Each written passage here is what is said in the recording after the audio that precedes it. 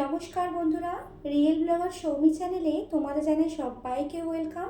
তো আজকে তোমাদের সাথে শেয়ার করব সর্ষে বাটা দিয়ে ভোলা মাছের রেসিপি, যেটা কিন্তু গরম ভাতে খুবই ভালো লাগবে। তো চলো বানিয়ে নেওয়া যাক। তো এখানে আমি মিডিয়াম সাইজের 6খানা ভোলা মাছ নিয়ে নিয়েছি। তো ভালো করে ধুয়ে নুন হলুদ মাখিয়ে নেব।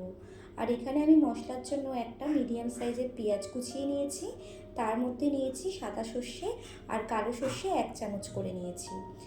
আর নিয়েছি 1 টেবিল স্পুনের মতো পোস্ত বাটা, আর তার সাথে নিয়েছি 4টে কাঁচা লঙ্কা। তো দেখো, ভালো করে আমি কড়াইটাকে গরম করে তেলটাকে ভালো করে কড়াইয়ের মধ্যে মাখিয়ে নেব, যাতে মাছ ছাড়লে যাতে কড়াইয়ের গায়ে লেগে না যায়। তো আমি এবারে এক এক করে গ্যাসের ফ্লেমটাকে হাইতে রেখে ভালো করে কিন্তু মাছটাকে এপিট ওপিট করে লালচে করে ভেজে নেব। তো বন্ধুরা, তোমাদের কাছে আমার একটা অনুরোধ রইল, যদি আমার চ্যানেলটিকে এখনও সাবস্ক্রাইব না করে থাকে তো বলবো প্লিজ সাবস্ক্রাইব করে দিতে আর পাশে থাকা বেল আইকনটি প্রেস করে দিতে। তো দেখতেই পাচ্ছ, আমি কিন্তু এখানে মাছটাকে বেশ কড়া করে ভেজে নিয়েছি। আর দুপিঠে কিন্তু কড়া করে ভাজতে হবে, তাতে কিন্তু মাছটা খেতে ভীষণ ভালো লাগবে।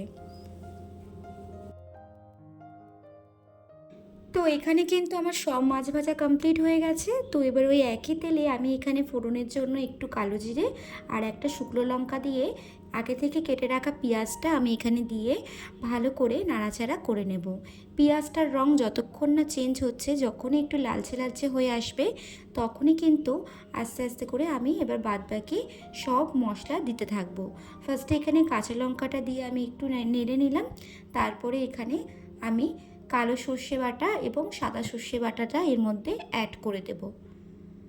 মাথায় রাখতে হবে, সর্ষে দিয়ে কিন্তু বেশিক্ষণ কষালে হবে না, কারণ বেশি সর্ষে দিয়ে কষালে কিন্তু তিতকুটে টাইপের হয়ে যাবে, খেতে কিন্তু একটু তেতো টাইপের লাগতে পারে।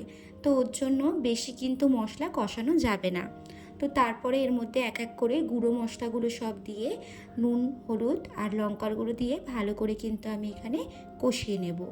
গ্যাসের ফ্লেমটাকে কিন্তু একদম মিডিয়াম ফ্লেমে রাখতে হবে, হাই ফ্লেমে কিন্তু মশলা কষাবেন না। তো তারপরে আমি এখানে মশলার যে জলটা ছিল সেই জলটা একটু অ্যাড করেছি। যেহেতু একটু মশলাটা শুকিয়ে এসছে, তার জন্য একটু জল দিয়ে আমি কিন্তু এখানে ঢাকা চাপা দিয়ে দেবো।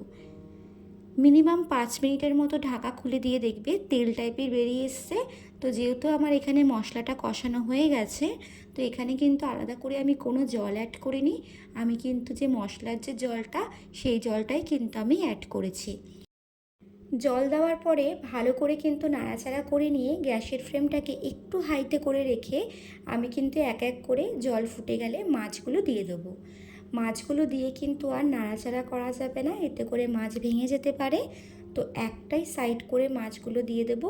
যেহেতু এখানে আমার ঝোলটা ফুটে গেছে, তো দিয়ে ভালো করে কিন্তু আমি একটু এখানে চিনি দিয়ে দিয়েছি। আমি প্রত্যেকটা রান্নাতেই একটু চিনি দিই ব্যালেন্স হওয়ার জন্য। তো একটু সাইড দিয়ে একটু নাড়াচাড়া করে দিয়ে আমি কিন্তু এখানে মিনিমাম 5 মিনিটের মতো ঝোলটাকে ফুটতে দেব। আশা করছি বন্ধুরা আজকের ভিডিওটি তোমাদের ভালো লাগবে, আর ভালো লাগলে কিন্তু অবশ্যই লাইক কমেন্ট শেয়ার করতে কিন্তু কেউ ভুলো না। তো এখানে কিন্তু আমার রেডি হয়ে গেছে সর্ষে বাটা দিয়ে ভোলা মাছের রেসিপি, যেটা কিন্তু গরম ভাতে জাস্ট ফাটাফাটি লাগবে।